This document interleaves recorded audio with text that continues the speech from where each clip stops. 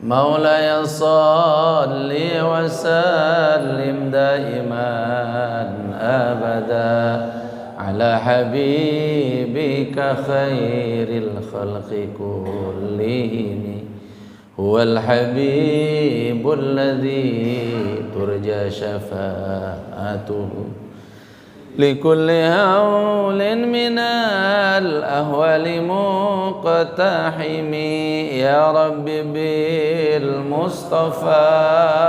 بلغ مقاصدنا واغفر لنا ما مضى يا واسع الكرم.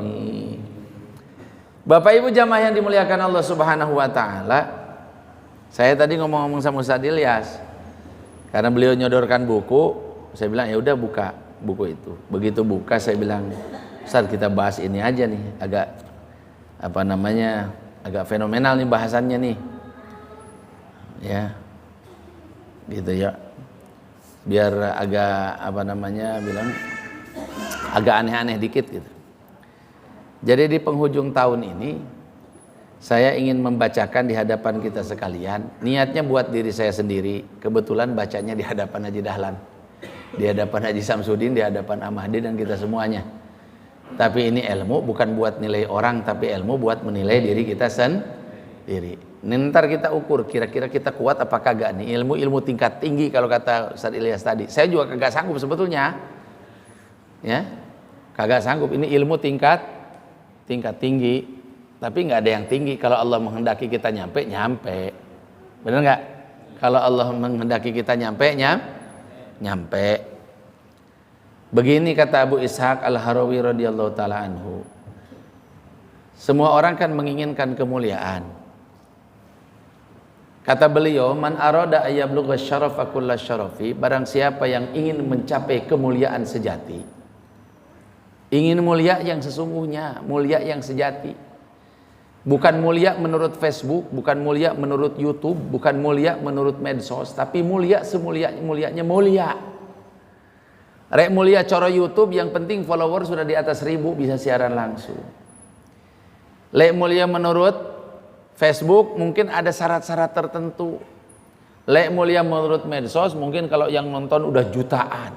Istilah kita viral. Apa? Viral. Sekarang mah apa-apa viral.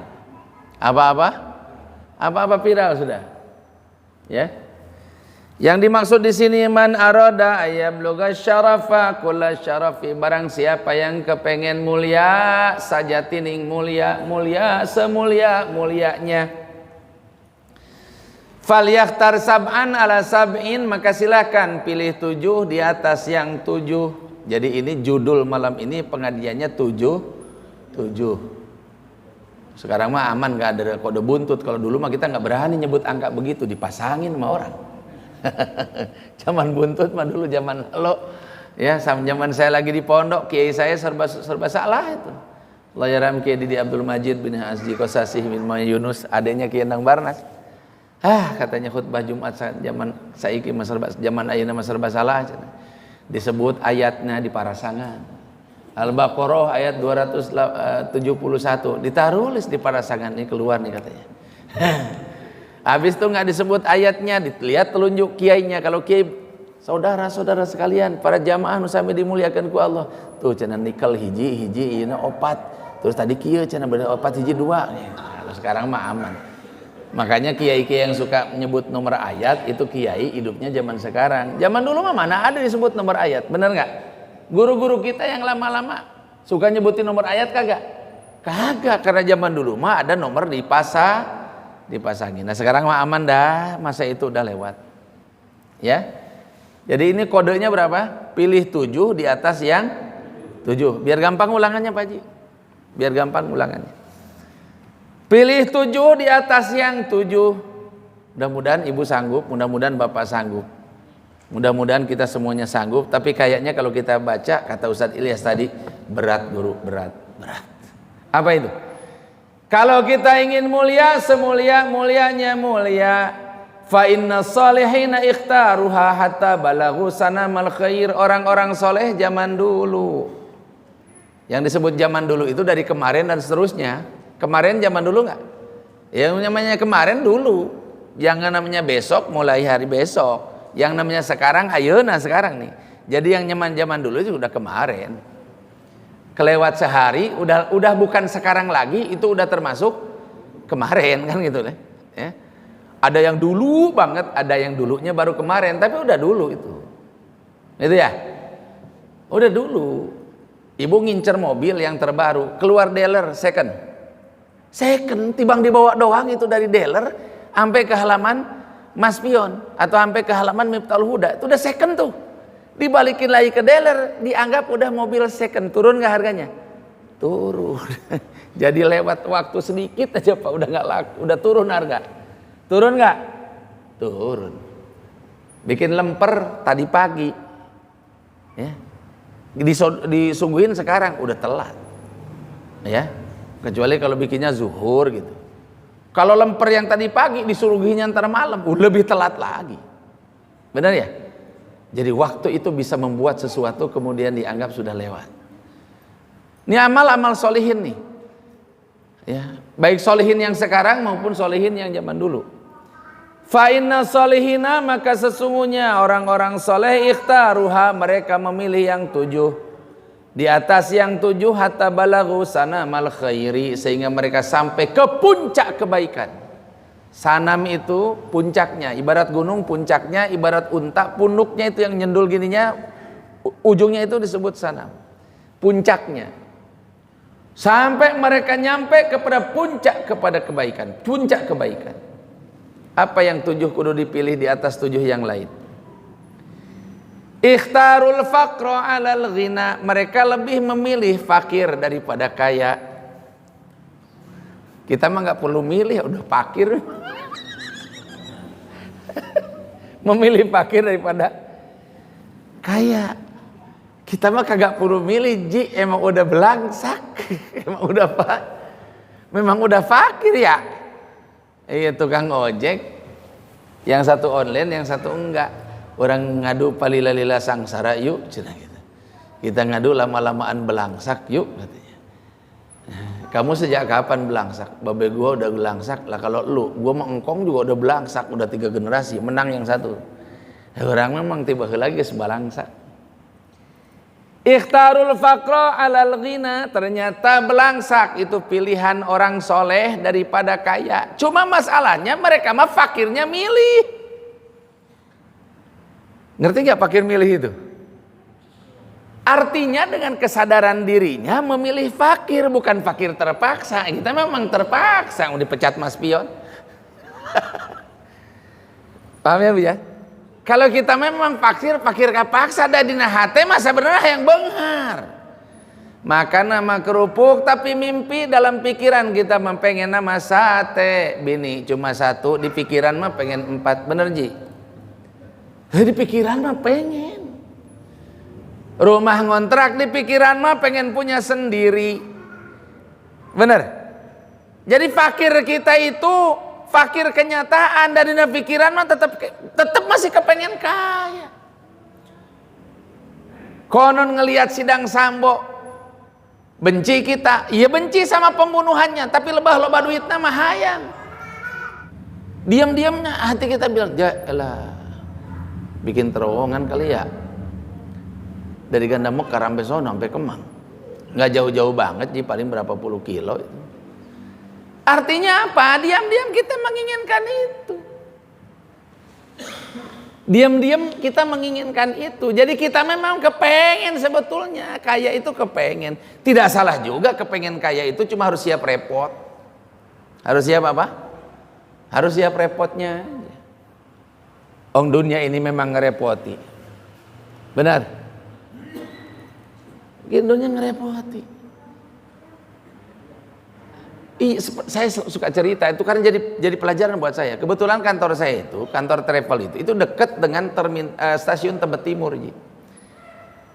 Ada jembatan penyeberangan buat dari sebelah sini ke sebelah sono. Saya mau Jumatan ke Suryania itu harus nyebrang. Begitu saya nyebrang, papasan sama orang Baduy. Papasan sama orang Baduy, jualan madu kemana-mana jalan kaki. Itu kemudian saya mikir, ya Allah, gua mampai repot-repot nyicil NMAX, Bener nggak? Pertalit naik repot, Pertamax naik repot. Ada rakyat Indonesia yang nggak mikir dan nggak peduli dia Pertalit mau naik, Pertamax mau naik, karena dia mah kemana-mana jalan kaki. Nggak perlu BPKB, nggak perlu STNK, nggak perlu bayar pajak kaki mah Pak. Bener nggak? Sekarang motor listrik aja udah dipajekin, bener. Pajak telat 2 tahun dianggap ilegal tuh kendaraan. Tapi kaki kita mah Pak nggak perlu ada STNK-nya di jalan, nggak perlu STNK, nggak perlu BPKB. Nggak apa ini kita, ya Allah, dari sini ke depan udah pakai motor, udah habis berapa? Dari sini ke depan, saya yakin dulu orang Ganda Mekar sini ke tempatnya Haji Somad, sono jalan kaki. Zaman dulu ya Kang, kira-kira ke pasar induk Cibitung zaman masih kontrak karet dulu jalan kaki Kang. Ke Tambun aja jalan. Hah? Ayo. Jadi ada orang yang ribut sampai demo-demo gara-gara Pertalit naik, gara-gara Pertamax naik. Masih ada orang Indonesia juga, orang Baduy Indonesia bukan? Rakyat Indonesia bukan? KTP-nya Indonesia bukan? Mereka mah santai aja. Mau mobil ganti listrik, mau mobil berapa saya nggak peduli. Mereka punya kendaraan yang nggak perlu STNK dan nggak perlu bayar pajak. Kemana-mana mereka jalan. Maaf ya? Nah kita mah suka diem-diem sebetulnya kepengen. Diem-diem kepengen. Jadi fakirnya itu bukan atas pilihan, fakirnya itu atas keterpaksaan. Dan sebenarnya hati mah hayang, hayang, pengen, masih ada pengen. Satu nih, lebih memilih fakir daripada kaya. Gak boleh kaya kiai boleh. Sayyidina Abu Bakar juga kaya. Sayyidina Umar kaya, Sayyidina Utsman kaya, Sayyidina Abdurrahman bin Auf kaya. Wah, kaya itu bukan nggak boleh. Cuma jangan salah nyimpen doang. Jangan salah nyimpen. Kita lanjutin dulu. Ini ngaji kita nggak lama. Isa berhenti deh. Emang ngaji nggak usah lama-lama. Kalau lama nggak cepet bosen. Ustadznya kehabisan bahan, ya. Mustaminya kehabisan sabar. La elah, azan dari tadi juga masih terus saja kan. Wal ju'a ala syabai, dan kemudian lebih memilih lapar daripada kenyang. Lebih memilih apa? Lapar. Orang-orang soleh itu lebih memilih lapar daripada kenyang. Kita milih apa? Milih kenyang daripada lapar. Kapan solehnya kita? Kita mah lebih memilih lapar, lebih memilih kenyang daripada lapar. Semua penyakit yang kita derita sekarang ini sebab lapar apa sebab kenyang? Sebab kenyang. Ya. Diabetes gara-gara banyak makan, minimal gula. Asam urat, udah tahu asam urat, emping 2 toples. Dan kita yang paling bandel dah. Terutama golongan para kiai paling bandel. Gus Dur itu sehebat-hebatnya orang NU pada zamannya. Ya. Ketika ditanya sama Bu Nuriyah Wahid, Bisinta Nuriyah, tentang apa yang paling susah daripada Gus Dur, kalau udah urusan kesehatan, paling susah. Dilarang makan, dimakan baik. Oh rupanya kiai memang dari dulu begitu adanya. Ya, udah gitu gimana kita mau diet? Belum sempat dimakan semua tadi. Kebuli di kamar belum sempat dimakan semua. Ya, kalau nggak habis kita berkat tuh. Tinggal sweeten aja kita sama Ustaz Ilyas. Set. Yang menang berarti bawa berkat. Jamaah yang dimuliakan Allah Subhanahu wa taala. Ya, wal ju'a 'ala syabi, memilih lapar daripada apa? Kenyang.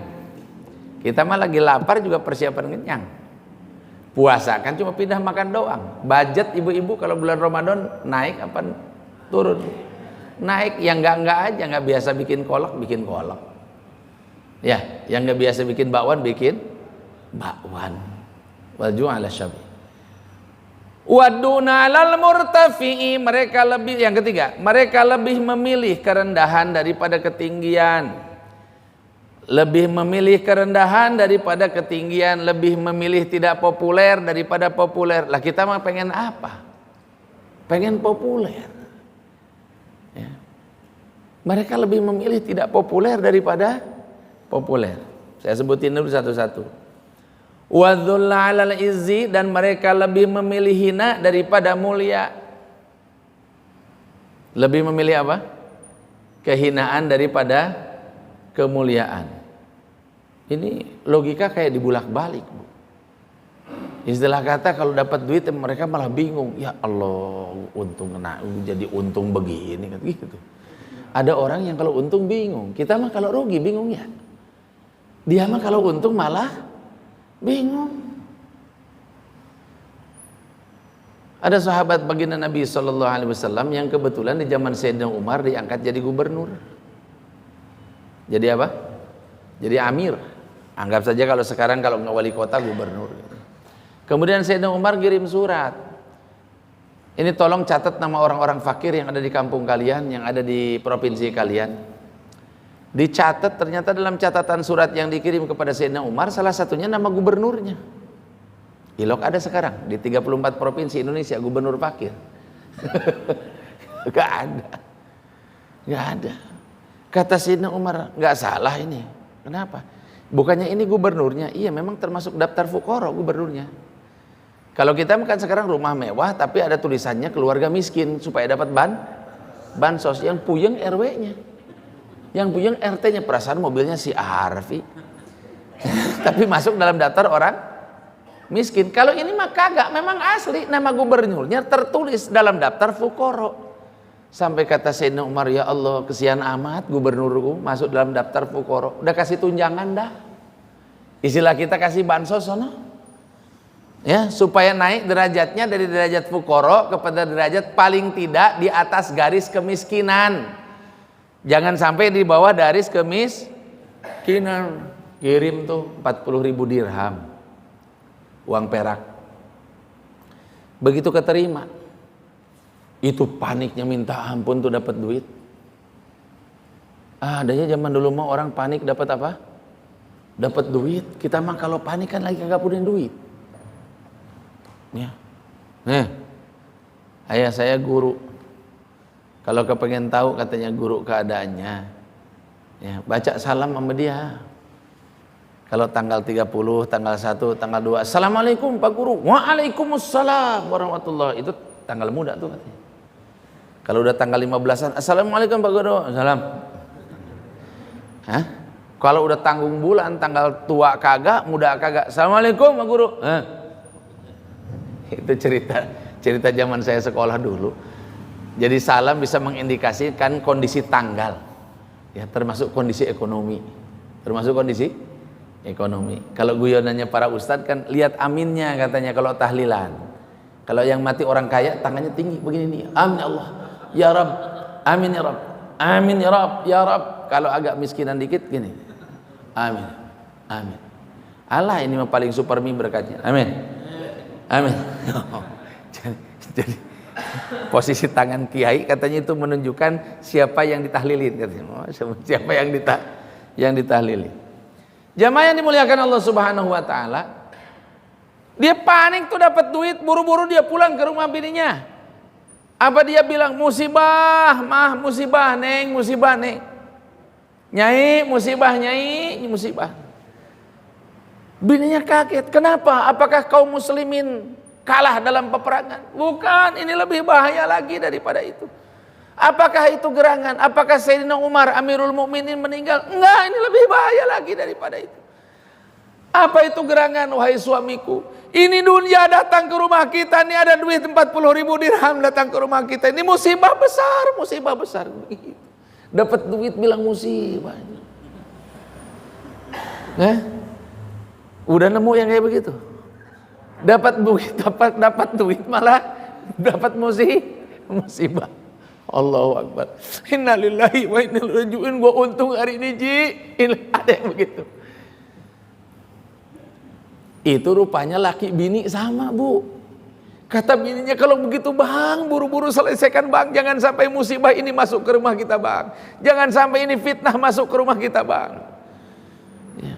Kata lakinya, kamu tahu kan apa yang harus kamu lakukan? Iya Bang, saya tahu. Ini pokoknya kudu cepat-cepat kelar ini. Kudu cepat-cepat kelar. Kalau kita mah langsung ke Giant. Langsung ke Carrefour. Kita tidak pernah kehabisan akal untuk ngabisin duit. Jangankan duit sendiri, duit orang aja kita habisin. Ini mah Masya Allah, teng manuk teng anak merah kekuncungan, laki bini 11-12. Dibagi-bagiin tuh duit.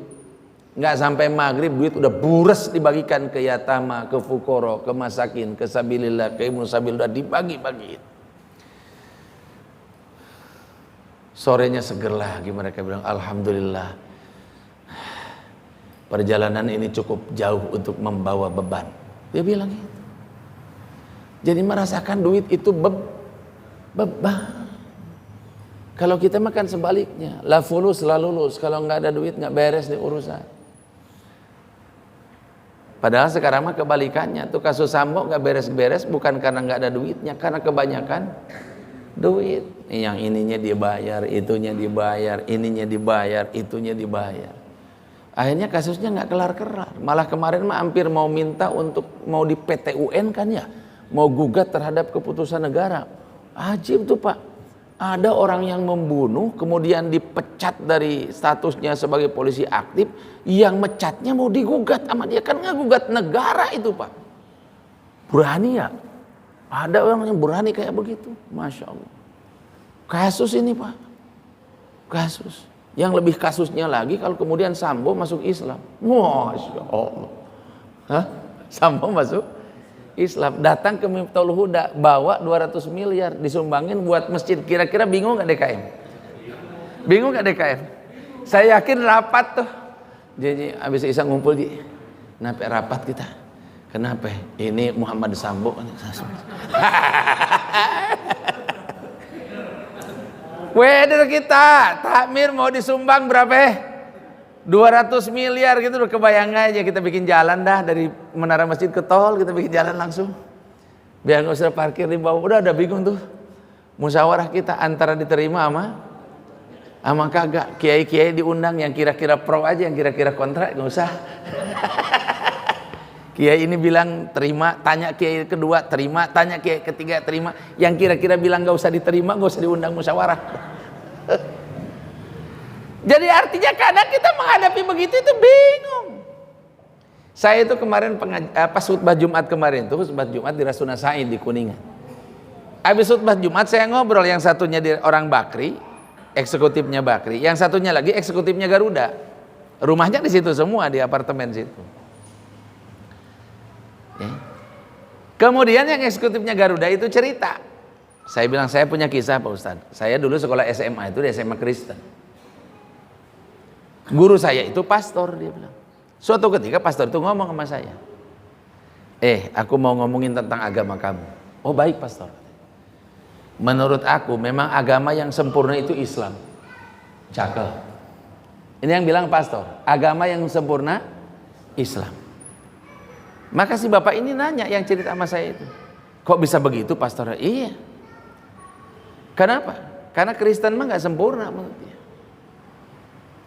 Mana sisi ketidaksempurnaan Kristen? Yesus kan nggak nikah, jadi orang Kristen nggak tahu gimana cara nikah. Benar nggak? Karena nabinya kagak nih, benar nggak kira-kira? Ya satu.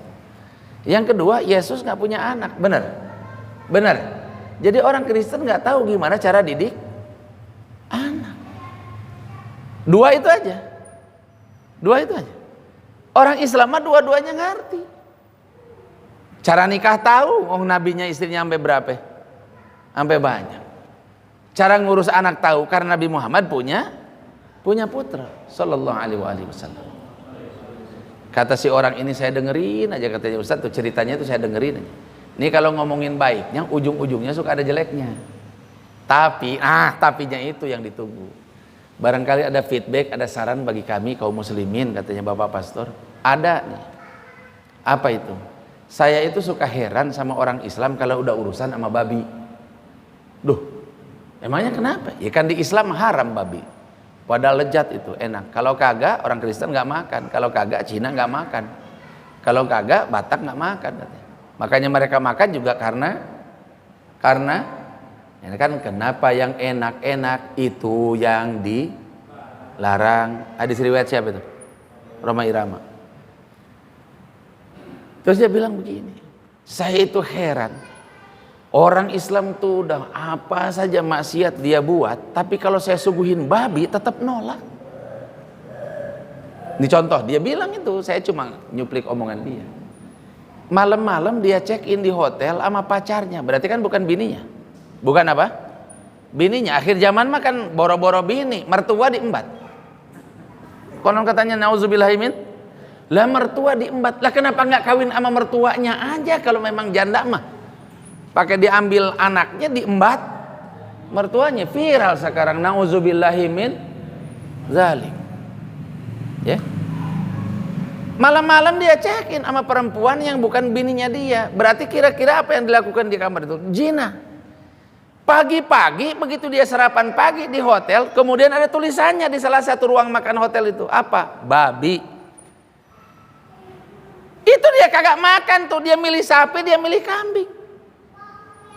Lalu tadi malam udah ngelakuin haram, giliran makan babi kagak mau.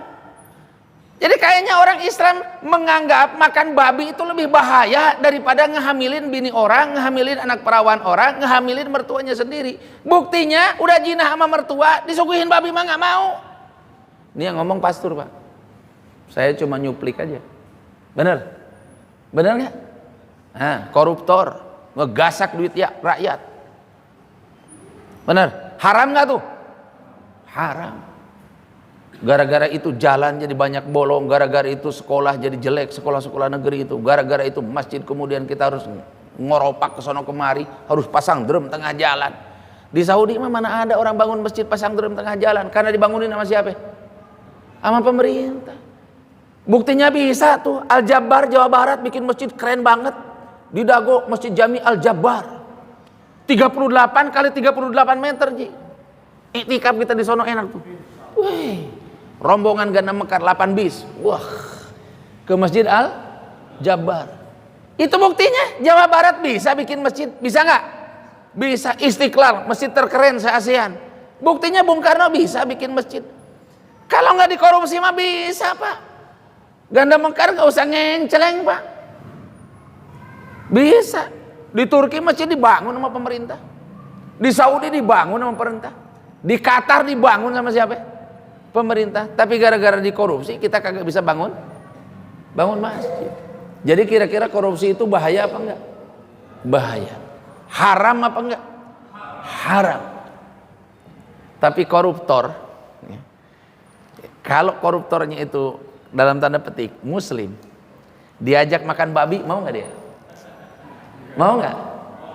Nolak, kan aneh ya. Ama daging babi menolak, tapi duit rakyat digasak. Saya pikir bener juga ini pikiran orang Kristen ini.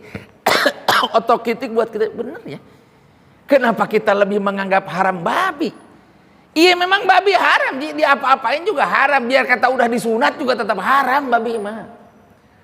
Kulitnya aja biar kata udah disamak tetap haram kalau kulit babi mah. Kulit buaya mah bisa pakai tas, kulit buaya bisa dipakai sajadah, kulit buaya bisa dipakai untuk gesper, bisa dipakai untuk dompet. Biar kata kulit buaya marah jadi mahal.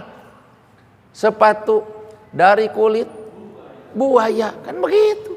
Tapi kulit babi mah nggak bisa, tetap aja najis.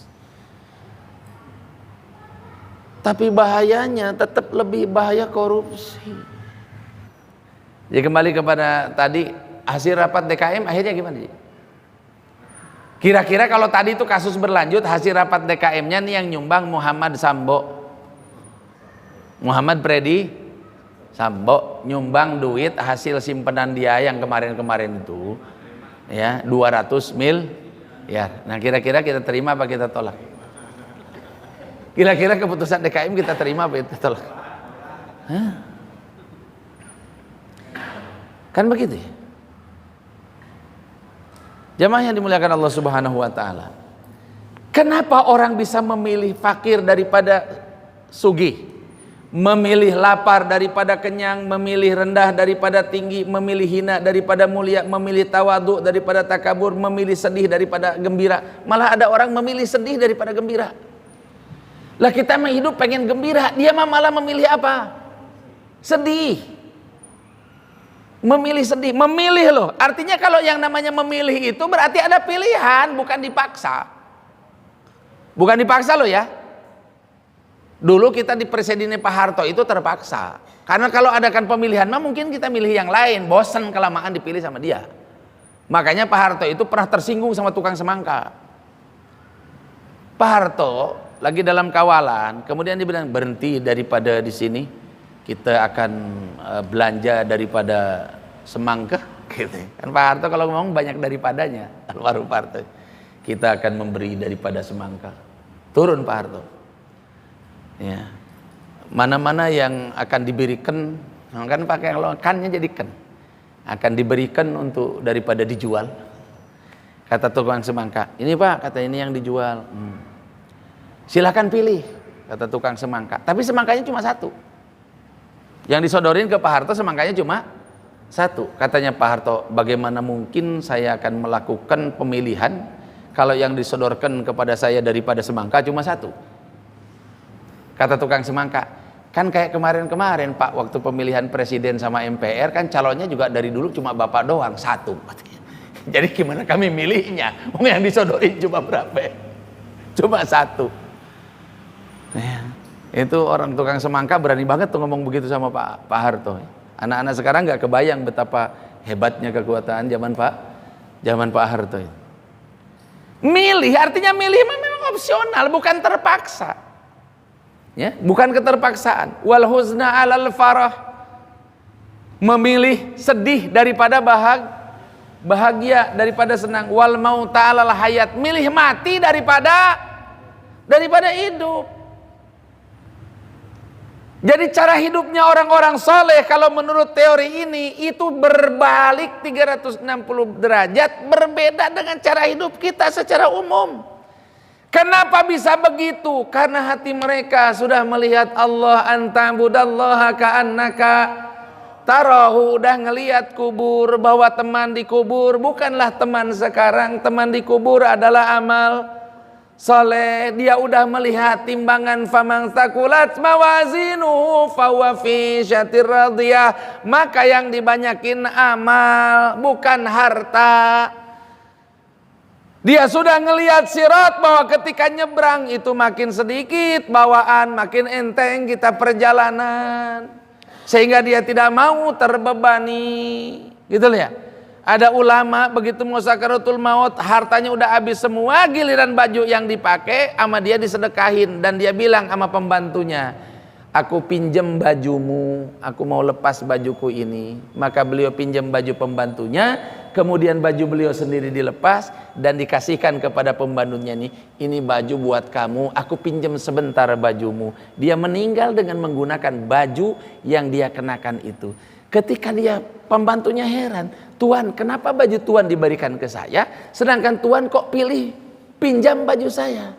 Apa kata kiai itu? Saya ingin meninggal dalam keadaan tidak punya apa-apa.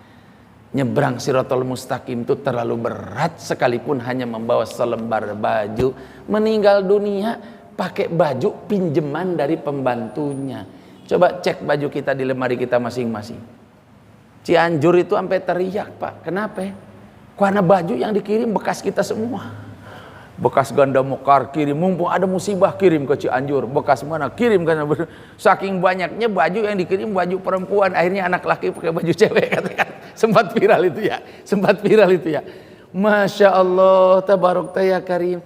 Rupanya ada orang yang sudah melihat akhirat, saking clear dan jelasnya pandangan akhiratnya, sampai dia merasa kalau punya duit ini jadi beban, kalau punya ini itu jadi beban, kalau punya itu jadi beban. Maka kalau kita menghadapi tahun 2023, konon katanya gelap, gelap katanya ya, 2023 itu katanya ya, yang PHK sekarang mulai banyak apa dan lain sebagainya.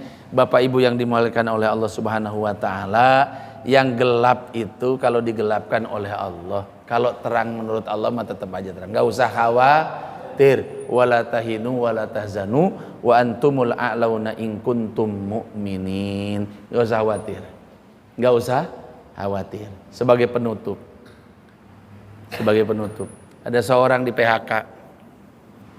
Bingung gak kalau di PHK? Bingung. Tapi dia rupanya anak muda ini suka ngaji di Miftahul Huda. Begitu di PHK dia pulang ke rumah bininya. Bininya udah tahu kan, sekarang mah berita-berita itu udah tersebar kemana-mana. Begitu datang lihat suaminya senyum, kayak nggak di PHK. Begitu sampai ke rumahnya, abang girang banget. Iya deh. Kenapa abang girang? Emang nggak jadi di PHK? Jadi deh. Masya Allah. Tapi kok abang girang banget? Abang girang banget deh. Karena di PHK. Loh kok bisa bang? Abang girang di PHK itu bisa? Gimana? Selama ini rezeki kita itu lewat Mas Pion. Begitu abang di PHK dari Mas Pion, kayaknya ini mah bakalan langsung dari Allah tanpa lewat pabrik. Oh, cakep gak kalau ada gitu? Cakep gak? Cakep gak? Kalau gitu kita kenduri bang, kenduri PHK. Ada yang kenduri di PHK? Ada. Kayaknya udah ngaji hikamnya. Kayaknya udah ngaji apa?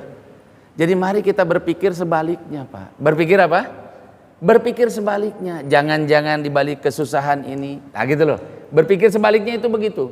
Ya, jangan-jangan gue dibuat jomblo memang supaya gue jonjon, tahajud, nggak ada yang begitu aja. Berpikir sebaliknya. Benar nggak? Gara-gara nggak punya duit malam tahun baru, alhamdulillah nggak bisa kemana-mana kan begitu. Alhamdulillah. Nggak nongkrong Ji, nggak di masjid aja gue intikaf. Sinilah bakar-bakar jagung kagak, ntar ada Jumat berkah. Itu ya. Jadi belajar berpikir secara frontal, belajar berpikir secara sebaliknya. Kata sahibul hikam Ibnu Athaillah, wurudul faqat a'yadul muridin. Datangnya berbagai macam bencana, kesusahan hidup itu ibarat hari raya bagi orang-orang yang menginginkan Allah. Kalau kita makan kayak menginginkan Allah, tapi sebetulnya kita masih menginginkan yang lain selain Allah. Makan sama kerupuk, pikiran di warung sate. Kan begitu? Makan sama kerupuk, pikiran di warung sate. Ngelonin bini, pikiran di artis Korea. Ngelonin laki, pikiran di artis India. Kita belajarlah, mudah-mudahan tahun 2023 ini kita semuanya diberikan taufik dan hidayah oleh Allah Subhanahu wa taala sehingga kita bisa menghadapi tahun ini dengan segala kebaikan-kebaikan. Ya, sebagai penutup dikatakan oleh Syekh Mutawalli Asy'arawi, "Lau 'alima maqasidal umur labaka min su'i dhannihi billah." Seandainya kita tahu ya maqasidal aqdar, tujuan daripada setiap takdir, niscaya kita akan menangis karena kita pernah berprasangka buruk kepada Allah Subhanahu wa taala. Saya ulangi, barang siapa yang tahu tujuan Allah menciptakan takdir, niscaya dia akan menangis karena dia pernah berprasangka buruk sama siapa? Sama Allah Subhanahu wa taala. Al-Fatihah.